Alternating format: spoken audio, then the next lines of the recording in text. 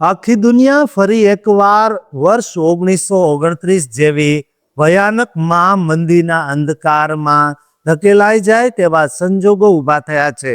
આસમાનમાંથી મિસાઇલોનો વરસાદ વરસી રહ્યો હોય અને પૃથ્વીના પેટાળમાંથી નીકળતું તેલ રક્ત જેવું મોંઘું થઈ જાય ત્યારે સમજી લેવું કે વિનાશ હવે માત્ર ઉંબરે આવીને ઊભો નથી પણ ઘરમાં પ્રવેશી રહ્યો છે. હોર્મુઝની એ સમુદ્રી ધુની જો બંધ થાય તો તમારી થાળીનો રોટલો અને વાહનોનું ઈંધણ તમારાથી એટલું દૂર થઈ જશે જેની તમે કલ્પના પણ નહીં કરી હોય. આજે અમે એવા આર્થિક તોફાનની વાત કરીશું જે મધ્ય પૂર્વના રણમાંથી ઉઠીને તમારા ખિસ્સા સુધી પહોંચવાનો છે.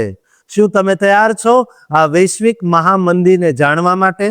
અત્યારે માર્ચ 2026માં મધ્ય પૂર્વમાં જે યુદ્ધ ફાટી નીકળ્યું છે તેણે સમગ્ર વિશ્વની અર્થવ્યવસ્થાના પાયા હચમચાવી દીધા છે. 26 ફેબ્રુઆરી 2026થી અમેરિકા અને ઇઝરાયેલે ઈરાનના પરમાણુ મથકો પર જે હુમલા શરૂ કર્યા તેના જવાબમાં ઈરાને પર્શિયન ગલ્ફમાં મિસાઇલોનો મારો ચલાવ્યો, જેના કારણે છેલ્લા 10 દિવસમાં જ 5000થી વધુ ડ્રોન અને મિસાઇલ હુમલા થઈ ચૂક્યા છે.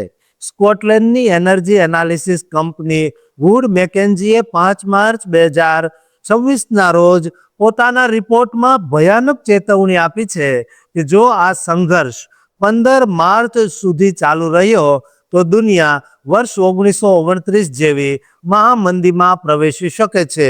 આ એક ગેરંટીડ ગ્લોબલ રિસેશન સાબિત થશે.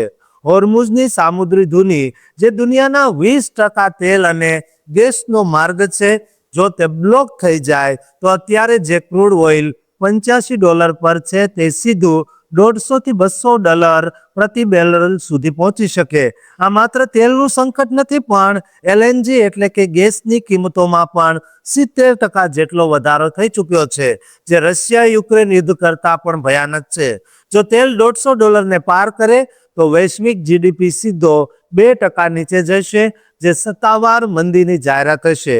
આ આર્થિક સુનામીની અસરથી મોંઘવારીમાં 1% વધારો થશે અને કંપનીઓ ઉત્પાદન ઘટાડતા બેરોજગારીનો નવો રાઉન્ડ શરૂ થશે. આ સ્થિતિની તુલના 1929ની મહામંદી સાથે કરવામાં આવી રહી છે, જ્યારે વોલ સ્ટ્રીટ ક્રેશ થવાથી બેંકો બંધ થઈ હતી અને 25% લોકો બેરોજગાર થયા હતા. અત્યારે માનવીય નુકસાન ખૂબ મોટું છે.